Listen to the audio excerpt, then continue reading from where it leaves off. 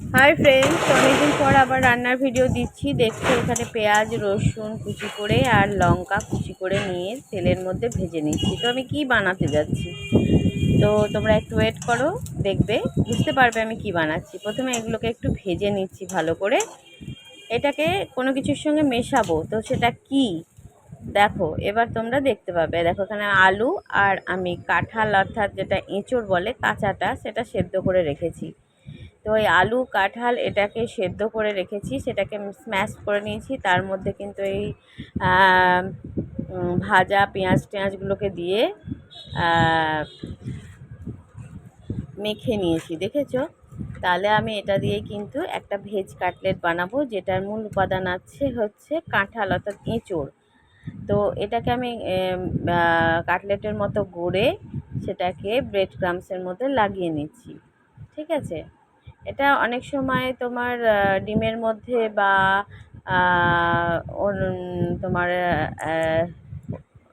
অন্য কিছুর মধ্যে মানে বেসন বা অন্য কিছুর মধ্যে চুবিয়ে নিয়ে তারপর ব্রেড ক্রাম্পসটা লাগানো যায়। যেহেতু এর মধ্যে আলু আছে আমি ডাইরেক্ট লাগিয়ে নিচ্ছি। তোমরা ইচ্ছে করলে এটা ডিমের মধ্যে লাগিয়ে নিতে পারো, তো আমি ডিমটা এর মধ্যে লাগাইনি। তো এইভাবে ব্রেড ক্রাম্পসগুলো লাগিয়ে দেখো কি সুন্দর কাটলেটের মতো গড়ে নিচ্ছি।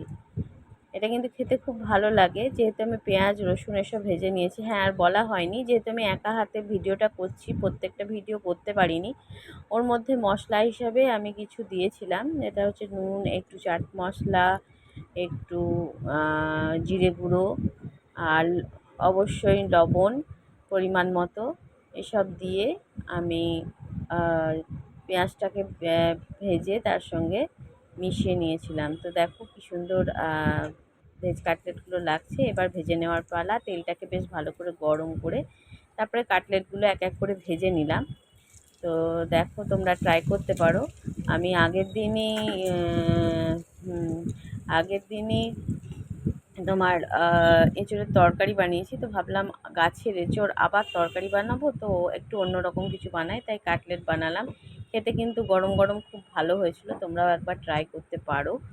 তো যেহেতু একা ভিডিও করছি, কিছু কিছু ভিডিও একটু স্কিপ হয়ে গেছে, তাই হোক ভালো লাগলে অবশ্যই কমেন্ট করবে। Thank you.